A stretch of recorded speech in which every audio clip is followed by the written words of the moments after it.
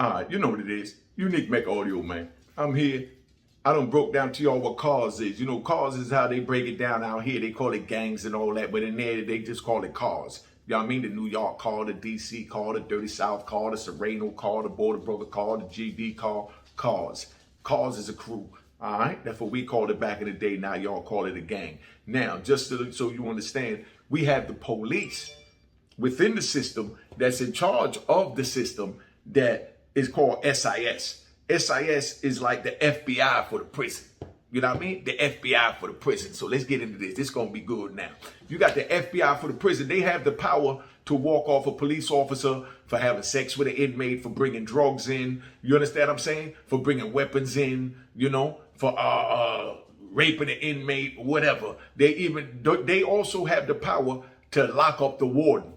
You understand? So this executive branch above the warden in the prison, that if the warden is doing something wrong or illegal, they have the power to lock up the warden. That's called the SIS, Special Investigation Services. You know what I mean? They're the ones that monitor the phone, make sure you ain't sending out no hit, bringing drugs in and all that.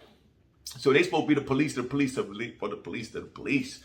God damn it. You understand what I'm saying? Just so you understand. But now, I was out in Atwater. Atwater, like I telling y'all, man, California is a whole nother animal compared to any other prison, that Atwater prison. Much as it's such the California prison in general, because everything is gang orientated. You understand what I'm saying? We had in Atwater, we had the Serrano SIS. The guys that ran the SIS that was in charge of locking up anybody that violated the premises was Serranos. We're talking about the police. The police was Serranos. We had this one Serrano cop that used to walk in, you know what I mean? Talking about with his ankles, with his heels together, like how they Crip walk. You know what I mean? He was a little fat dude. He used to, you know what I mean? That's how he used to walk. You know what I mean? This is a police officer. He gang walking. You know what I mean? So when you see this, you wonder like, where the hell am I at? So now they were so connected and they were so corrupt out there. I'm just giving it to you raw. They were so corrupt out there. They had the biggest gambling ticket on the compound. The biggest gambling ticket on the compound. Meaning if you want to put in a ticket to bet on a game or whatever, you know what I mean? The biggest ticket, other men have it, you know, you got East Coast ticket runners, you know what I mean? Ticket man, then you got West Coast ticket man, Midwest ticket man, so you got all types of stuff. But for the biggest one on the compound that had the most money was the SIS. You know what I mean? They used a black dude, and what's crazy is the Serrano's inmates is not allowed to deal with blacks on any level, even business. But the Serrano police was able to do what they wanted to do. You understand what I'm saying? So it was like a fine line. So the SIS, they had a black dude that ran the ticket to camouflage that it was a Serrano ticket. You know what I mean? So now when that dude gets hit, right? When that Serrano ticket get hit that the black dude is running, when I say hit, meaning somebody, you know, hit the joint for like 100 books, 200 books, because sometimes they might lose 1,000 books in one day. If they run out of stamps to pay, what the SIS now do is he then go and he starts shaking down the other ticket man. You understand what I'm saying? So when he shake down ticket man, he know they got 200-300 books and they sell it anytime. They stash man got 200-300 books at any time. So they go take the tickets. They go take the ticket money from the other ticket men to give it to fund their joint. You understand? And if a dude hide his stamps too good and they can't catch the joint, you understand? If they can't catch the ticket men to get the money, then they start hitting the drug dealers. You know what I mean? So they take the stamp for the drug dealers to fund the tickets. You understand? So now that's how that works. Just so you understand, right? But then now these same dudes, they took tobacco out the prison. So now they take it out the prison. So if you want to buy tobacco, police got to bring it in for you or whatever. You understand what I'm saying? So now the SIS is supposed to catch the police bringing in the tobacco. You know what I mean? But not in this joint. You know what I mean? Because you got certain police that, you know, black police might work with black inmates and bring it in for the Bloods Crip, New York car, DC car, GD car, whatever car, Dirty South or Louisiana, whatever. You know what I mean? And you send them the money. It's like $500, you know what I mean, for a carton is what we pay them. You know what I mean? The police get paid $500 a carton. You know what I mean?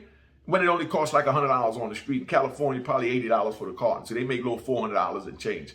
You know what I mean? Profit off of each carton. So you send them $5 grand, they bring you 10 cartons. They don't bring them all at once. You understand what I'm saying? I'm not going to get into how they bring it in because, like I said, my channel, I'm just trying to give them information to prevent the youth from going down the path that I went down from my choices by letting them know the real of what I experienced. You understand what I'm saying? So could you imagine you doing your thing, you making your money, and even if you don't hustle, the police come shake you down and you got 50 books in your joint because you just hit a ticket for 50 books. That same ticket man you hit for the 50 books, you know what I mean? He might drop a note and tell the SIS, go get that. I just gave him 50 books and him 100 books, him 100 books, and I need books. You understand? Now, what are the benefits for it? You say for the Sereno, I mean for the police, the benefits is they get paid in stamps. You know what I mean? They get paid in stamps. These flat books. I'm gonna break that down. And you know, that's for the tickets and stuff like that. But when you talk about sending out $5,000 and all that, you usually do that street to street. You have your family member send a cop $5,000 and he bring you in, and you know what I mean, a couple of cartons, you know, a week, or some of them bring in a whole 10 cartons. Because they wasn't searching, they wasn't doing none of that. You know what I mean? Now they are, because cop got caught out there. Of course, it was a black cop because one of the somebody told on him. You know what I mean? We don't know who told on him, but they done told on him, busted the black cop for bringing it in. So now you do that. You understand? So now what they do is the mail comes in a big ass mail bag like this. You know what I mean? Big mail bag. And that's what the mail come in for each unit. You understand? So now you'd be at mainline. You know, mainline is the kitchen at lunchtime. You know what I mean? Mainline is the kitchen. And they call it mainline because that's when you got your AW, your warden, your unit manager, unit team, you know what I mean? The maintenance man, and everybody's up there. So if you got any complaints, you can see them directly to speak to them during lunchtime at what they call mainline. You understand? So now mainline is when everybody go. So what SIS police do now is, you know what I mean? They make sure on Thursdays, you know what I mean? On Thursdays is when they share the chicken. That's chicken day. That's when they have fried chicken or baked chicken. That fried chicken, when they had that, the whole jail come. Everybody eat chicken, not just blacks. And I'm not being stereotypical, I'm not being disrespectful, but everybody eat chicken. I'm talking about the whites is there, the Jews is there, the Chinese is there, you know, the Russians is there, everybody there for that fried chicken, man. You know what I mean? Fresh out the grill. So that's a big day, Thursdays. So on Thursdays, the SIS, they'll come up there, they'll walk around there, you know what I mean? They'll whisper in your ear, yo, we're going to have tobacco outside later on. We're going to have tobacco outside, you know, after the 4 o'clock count. They say after 4 o'clock count because all the staff is gone and they running the jail. So after 4 o'clock, they come out with that big ass mail bag filled with pouches of tobacco. I didn't know where to find none, but I'm going to get one to show it to y'all eventually. A pouch costs $1 on the street. You know what I mean? In there, they go for $300 for a pouch of tobacco because you take a little pinch like this and sell it for $10. So with a pouch of tobacco this big and you get $10 for each one of these, you make a nice little piece of money to feed your family outside and take care of your bills and your habits if you got those too. So now they tell you that they're going to have the joints out there after 4 o'clock. So after 4 o'clock, you come out there, they tell you only bring flat books. That's all they want. Flat books or stamps complete. You know what I mean? Like this, where there's nothing taken off of it. They want these flat books because these flat books, like I said, these are forever stamps. The price will always be the same. That's why I got boxes of these. You understand what I'm saying? Because, you know, when I bought these, they were $7 now. Whatever a book of stamp is worth, that's what this is worth. So the value of this is always going to go up. They're going to keep raising the price of stamps for one reason, because nobody's using it anymore because of that electronic technology. You know what I mean? So they raise the price to help pay the cost of the truck, the gas, the overhead, and every goddamn thing else. All right? They working this. So now we got to figure out a way to work. So now they sitting there and they take flat books. So you go out there at 4 o'clock, they sitting at the table right under the tower where they got the police holding them down with a rifle. Now, this is the SIS that's supposed to stop the drugs, tobacco, and violence and everything in the jail. And they got the police in the tower with an AK-47 pointing down, you know what I mean, at the table to let you know, don't try and rob the goddamn cop, man. You understand what I'm saying? Who's the SIS, who's the police? So when you go out there, they selling, one of those pouches costs $1 on the street. They selling them for 8 of these. So I go out there, I get the police this. They give me a pack of tobacco. This cost me $40. I sell it for $300 wholesale. If I break it down and sell it in pieces, I make $700-800, double my money. You know what I mean? All from this 8 books, all from this $1 that the police spent. But when they get these 8 books, the next day what they do now is they take that big bag of stamps and they take it to the post office, and the police cash it in. The post office cash it in, and they give you whatever the price of the whole book of stamp is worth on the street for that day's currency. So they go there with 2,000 of these and they getting $8 a book. 8,000 times 2. You understand what I'm saying? They getting some money. So that's how they hustle, feed their family and all that, man. That's the SIS. That's what they do. But like I said, the SIS just as crooked than anything else. Now the SIS, they'll go and they'll take stamps from the inmates. You understand what I'm saying? Like they go take stamps from the drug dealers. You know, they sell Suboxones in there. They sell heroin in there. They sell everything in there. Yeah, I'm telling like it is. That's what it is. It ain't telling because everybody knows it's a fact. In every jail you can get drugs. Because where there's a will, there's a way to get it in. All right? So now they come out there and you done sold $2,000 worth of drugs and you got your money in stamps and now you're looking for somebody to sell these stamps to so you get that money converted to the street to send it out to your family. To pay your bills, you know, help with your kids, whatever you need to do, legal fees. I know dudes that bought houses with stamps like this for their girl. You understand? So now they come and they take the stamps, they do what they got to do, and they take it out there and cash it in. But now the SIS is so cruddy. What they do is a dude would go to the SI and say, look, man, I'm messed up. I owe some money. If not, they're going to stab me up. I need some stamps. SIS tell them something like, all right, well, you tell me where there is some stamps. And if it checks out, I'm going to break you off. So, you know what I mean? So the SIS is a stick-up kid. Let's not get that confused. The SIS is a stick-up kid. SIS say, yo, tell me where it's at. They'd be like, oh, man, Unique just hit the ticket for 500 books. So now they run, go grab that little 500 books, and they might give the dude 100 books or 50 books or whatever. You understand what I'm saying? And now he go on. So they tell the SIS where the stamps is for them to get a percentage of it. Then they also got it where when the SIS want to know what's going on, they go to a dude that they know is a gambler or he always getting high. He got a habit. The same way you go to a crackhead or a dope fiend out here and they tell them, look, I got these 10 books of stamps for you. I want to know what the blacks are planning. What the Serenos are planning, what the Louisiana cars planning, what the Dirty South cars planning. I give you 10 books or I give you 50 books. You understand what I'm saying? All you got to do is tell me where nobody will never know. You understand what I'm saying? You come up to the lieutenant office. I'll call you up there like if you got an incident report. I'll give you the stamps. You understand what I'm saying? And so on and so on. So we watch the window so you go to the lieutenant office. Now so you understand, so you know how this is played. When you're in the prison, you don't go nowhere near the police without bringing a homeboy with you no matter who you are. Even though they know you're not a rat. Like, you know, I just, hooked up my man Antone White. You know what I mean? I was with my man Lou Sims. I was with Farris. You understand what I'm saying? Meaning, it don't matter what name you got. Unique. What name you got.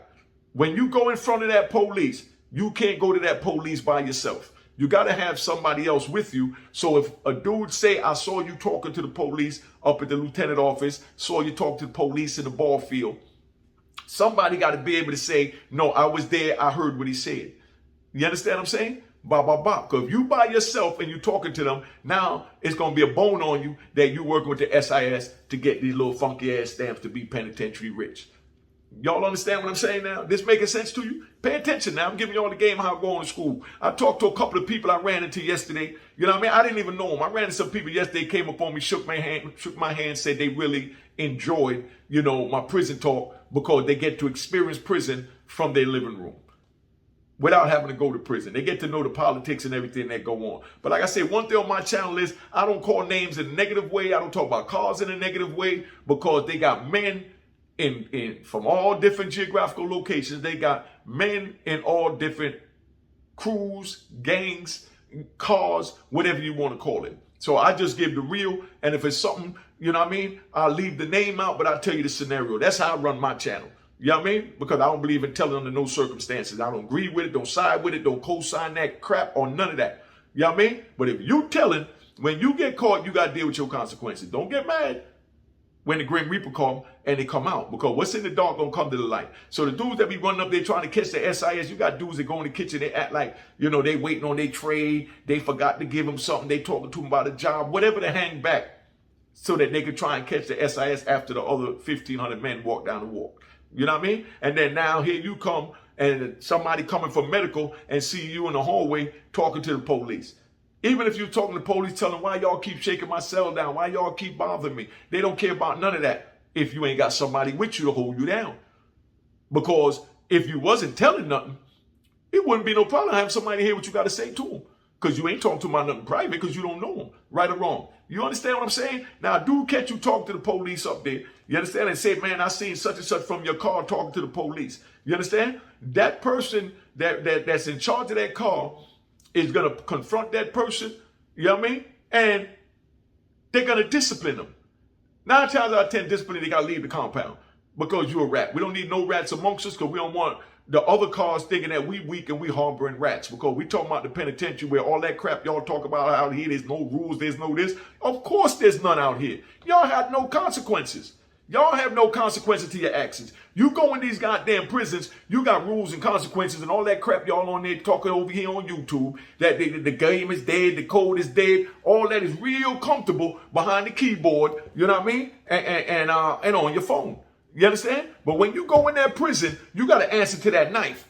And they got something that we call a bone crusher.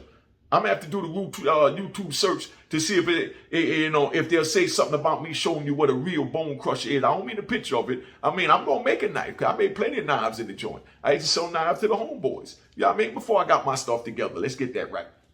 But I'm going to make me a jailhouse knife right here on the street off of a regular, utensil that's floating around the prison that you wouldn't even suspect. Sometimes we'll take the toenail clippers, show you how much time we got and how ingenuitive a man is when he want to make sure he survive and he need a knife.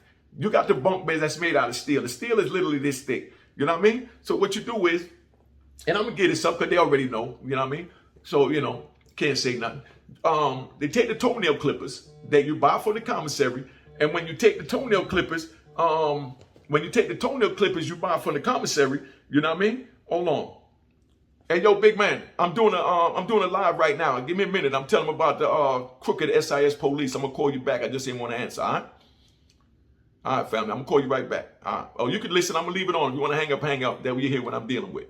All right. So now, that was one of the big homies got another YouTube channel. I don't know if he wanted his name said, so I ain't going to say it, but I'm going to say it anyway. That was the big homie Shaft. You know what I mean? 10 toes down, calling, checking in. You know what I mean? But, this is what it is, man. So we make these big bone crushers, but the top of the bunk is this thick. We take the toenail clippers and we scrape it. We scrape it with that toenail clipper because that solid steel and it's sharp. So we scrape it with that toenail clipper until we get just a little hairline crack in it. Then we go get dental floss. Regular dental floss, they sell on commissary and they sell out here in the free world. And we take that with a needle and we string that through that little hole we did. And that dental floss is so strong. You take that dental floss, you get a sock, wrap it around your hand. You wrap the dental floss around your wrist and you hold that joint and you just rub it like this. And you draw the knife out in the shape that you want on the bottom bunk. You understand what I'm saying? You draw it out the way you want it on the bottom bunk, right? Somebody call me, I got to hit them back. They want the, and then now when you get the knife out, it's going to have jagged edges from you going like this. Then you take that knife, you get some sandpaper if you get it, but it's hard to get it. You ain't trying to spend the money for it because you might be making it just to sell it to the homies or to use it real quick because you got a beef. So then we go out there in the yard on that concrete. Everything in the prison is concrete. And you file that joint on the concrete. You know what I mean? And that's how you get it smooth and thin as you want it so it could go through something real easy like a piece of skin. You know what I mean? Or a sheet of paper with a razor blade. But, that's what that is, man. But, they take the knives from you. You understand what I'm saying? In Atwater, you get locked up for a knife. Like, they got that new joint. I'm going to do a purge. I'm going to do that joint, that new purge they got in Illinois is coming out. I'm going to do a live on that later on, right? But it's the same way. In Atwater was so corrupt, you understand, that you get caught with a knife in any jail, you're going to get locked up until you go to DHO and then you're going to get 60 days. But in Atwater, you get caught with a knife, you go up there, they call you up to the lieutenant office, they give you an incident report and send you back to the unit and tell you that you're going to be put on a call out for DHO. DHO didn't come there to them joints except once a year. In Atwater, they came once a year. So now when they come, imagine how many people done got incident reports for the whole year. The whole year. How many people got incident reports for the whole year? You know what I mean? Thousands of incident reports. And they only come for one day and they take lunch. So when they put you on a call out, it'd be a call out this thick. You know what I mean? With over 500, 1,000 names on it that got to go to DHO. So you just don't go. And then they'll put you on the next one, but you won't get a sanction for it because you never went. And if you don't go, they don't sanction you for not going. So it's like, you get caught with a knife, nothing happened. You understand what I'm saying? Like I'm going to tell you about the gunners. Gunners is what you call the people that masturbate at the female COs. You understand what I'm saying? I'm going to give you a whole video on that. But even the gunners, they masturbate at the COs and they get an incident report. And it's a 300 series, a minor series. That they send it to your case manager and he sent it to your unit manager, to your counselor. And then they hold a little thing and say, okay, you got 2 hours extra duty for pulling your pee-wee out at that female staff. That went on so much that they wound up filing a lawsuit on it. That's a whole nother video, so I'm going to hold that. Let me get back to the SIS. As you see, I take you all over the place because this is all up in here. So this is how we moving. You know what I mean? I've been on here 20 minutes, but I'm going to give you a little bit more because I think y'all deserve it. And somebody hit me in the comments. I read all my comments and I answer all my comments. And y'all see I get a lot of comments, but I take the time to answer the comments, even if I just put a like by them, if I feel that it don't really want to respond because they give me a little thumbs up or something. So I give them the little arm and hammer and I let everybody know that I acknowledge them and I'm communicating with them. But now, that's where that go down. So I respond to all my comments. Somebody put in the comments, said, man, Unique, make them longer, make your videos longer than 10 minutes because I listen to it like an audio book when I'm driving or I listen to it while I'm at work, while I'm working. So I would like it a little longer than 10 minutes. So that's why I doubled it up right now and gave y'all 20 minutes. Now I'm going to give y'all a little more. So that's SIS. That's how crooked they are. Now, I got so much to tell you about Atwater because I was there 3 years consecutive and I've never seen nothing like it. One thing I seen that y'all might never see in life that I was blessed to see. Check this out. I'm in Atwater. They locked us down for 6 months. I'm going to give you another video on that in detail later. You know what I mean? So y'all tell me in the comments what videos y'all want from the different things that I touch and bounce. All right? This is touch and bounce. In New York, we call it stick and move. So I'm sticking and moving with the conversation because we just building right now. Which is collective minds coming together to get a better understanding of what each other saw, that we don't want the next person to experience. That's why I'm telling the youth, don't get involved. That's what these stories are about, to let the youth know that it's not worth it to get involved. Okay. So now, I saw they locked me in the cell for 6 months where all I could do is look out this window. They had this little window like this, and that's the only sign of daylight I had for 6 months. While I'm looking out this window, they wound up putting grass down. I'm going to tell you in another video, if y'all want to hit me in the comments, why this jail didn't have no grass. You know what I mean? But anyway, they wound up, and why they decided to put grass there. That's an interesting story. I'm going to tell it when I remember, but if y'all hit me up now, I'm going to put it. But I used to look out that window. You understand what I'm saying? And just look at the dirt where they put the seeds down. You understand? And they watered it. You know what I mean? And the sun is beating on it. And they got the hose going on it at night. And I'm sitting there and I actually could see the grass growing one blade at a time. I watched grass grow from the dirt one blade at a time for being locked up in Atwater. They had some miracle thing that they came there, they sprayed the whole joint with some green stuff, and by the next morning, the grass started spurting out. So you can literally sit there, and while you're looking, you'll see the grass popping up in front of your face. I don't know what technology got out there, but they got some instant grow grass, because we was in the desert, but they came with something that they sprayed it with, that the grass came up in 24 hours. And you could literally sit there all day and watch the grass get bigger. So you're looking at it, you know what I mean? Take your eyes away from it, and you look and you say, okay, well, the grass is this big, so it's up to that crack in the wall right there. So that's where it's at. So you sit there and you watch it, and you turn your head for a minute, you look back, and now the blade is this big. And you see it above the crack that you were looking at. But this is how much time I had on my hands, man. So I'm telling y'all, if y'all don't want to have to go through this crap, don't go do it, man. So you ain't got to do it. But I'm going to tap out right now because I want to get this video up to you. Because I put up a real good video of me and my man kicking it. But I see y'all like the prison stories and like when I talk to you one-on-one and give you this game. So I'm trying to give you what you want and still give you other people giving their opinions, you know, and their stories about in prison. So I'm going to start doing more lives. So I'm looking for moderators and all that. You know what I mean? I'm going to start doing some more lives. I'm going to bring people in. So all y'all with your comments, you're welcome to come on the live after you get screened, as long as you're respectable. No disrespecting nobody. You see my channel, I try and keep the peace. You understand what I'm saying? And I don't disrespect nobody, and I keep everything 100. You know what I mean? So I'm getting ready to tap out. But, you know, my new saying, you know what I mean? Let's not forget, you know what I mean? I'm penitentiary rich, baby. I'm penitentiary rich with all these stamps. So remember to like, subscribe, and share. Like, subscribe, and share. And don't forget, copy your book of Rowan Harlem, man. I'm going to start doing this at the beginning of the joint, but I don't like to try and sell nothing before I even give you what you came for. So remember, get your book of Rowan Harlem at rowanharlem.com. You get the book, or you get the audio book over there. And let's not forget, just so the young dudes remember that try and say there's no code, and I'm letting y'all know it's a code on the inside side and the consequence to the code on the inside. If a young boy tell you there ain't no code, you understand what I'm saying? Get him one of these shirts, man. Get him one of these shirts. You know what I mean? You have the right to remain silent. Anything you say can and will be used against you, AKA in the hood, shut the F up. So like, subscribe, and share these videos, man. Because I know y'all know a lot of young people that need this. So don't say I didn't tell you. All right? So I'm getting ready to be out. I'm going to throw a little background behind this. I'm doing the editing and all that myself because I don't like to keep y'all waiting. So instead of me waiting on a cameraman and all that to do it, which I got great cameramen that help out when they can. You know what I mean? I want to get it to you rapidly. That's why I've been putting up the videos regular. Remember, I respond to all my comments, even on my Instagram at Unique Mecca Audio at Instagram, and Unique Mecca Audio Hall on Facebook, and Yui Mecca Audio on Facebook. I respond to all my comments.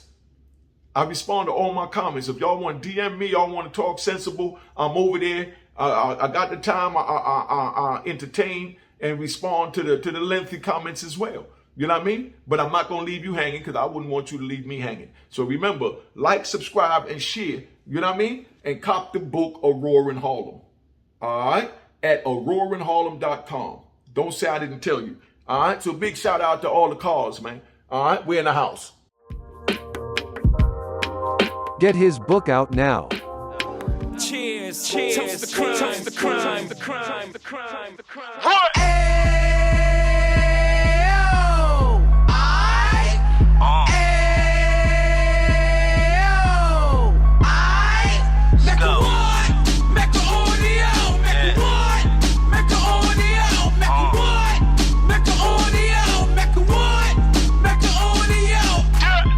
Fresh out the can of 26, he back on the strip, getting back in the mix. What he mentions a gift. You stand up 10 toes down, and I suggest you pay attention to this.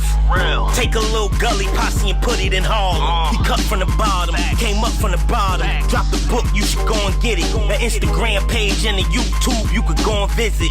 Then you could consider yourself LinkedIn. Sit front row and get Jews from a kingpin. How he went through it, so you ain't gotta go do it. To not pay attention would be stupid. Talking about a man that probably put your grandfather on. Probably the reason that him and your grams got along. A man that generated millions on the block, did his time, never squilling to the cops, Mecca Audio.